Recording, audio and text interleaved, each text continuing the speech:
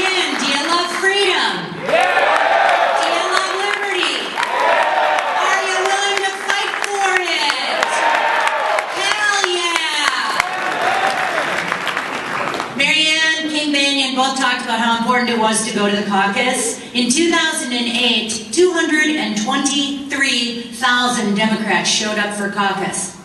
63,000 Republicans showed up for caucus. The world belongs to those who show up. It is so important that you go. You make up your minds who you want to vote for. You're not going to listen to someone else tell you so-and-so's electable, or so-and-so's the only one that can win, or so-and-so's smart. You are the ones that are going to make up your mind. These candidates have a track record. A track record that we can look at and see what they stand for. All the candidates talk a good game. Actions speak louder than words. Not only has Ron Paul been married to his high school sweetheart, Carol, they have 5 children and 18 grandchildren. In his private life, he's an OB/GYN who has delivered over 4,000 babies.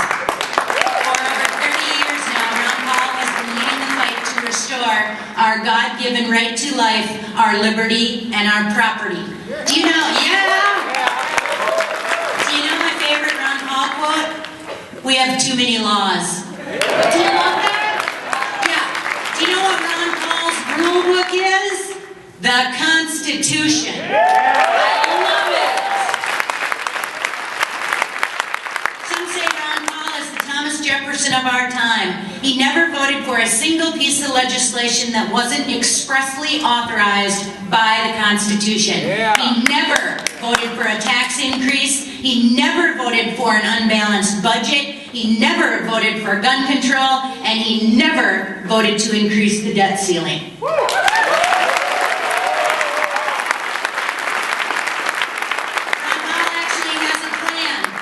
Restore America. It cuts $1 trillion in spending during the first year of his presidency and eliminates 5 unconstitutional departments and balances the budget in the 3rd year.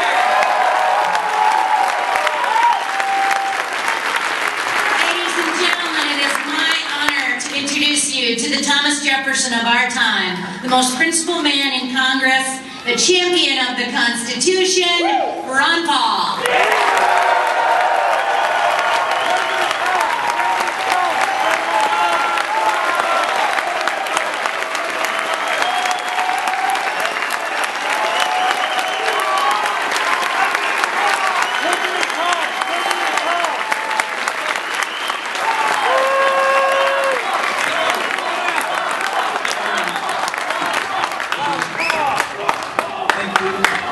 Sue and Marianne, and thank you, King, for those nice introductions, and thank you for coming. It sounds like somebody here understands what liberty is all about.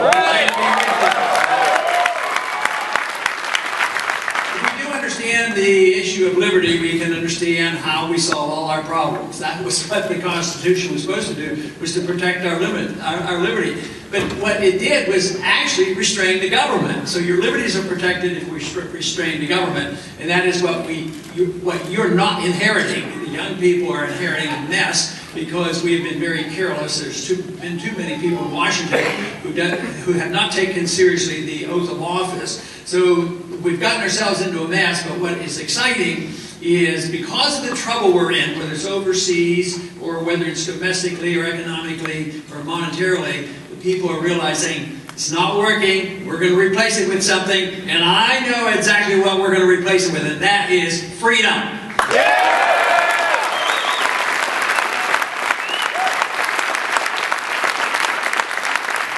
The wonderful message about defending liberty is that if you're interested in peace and prosperity, you defend liberty.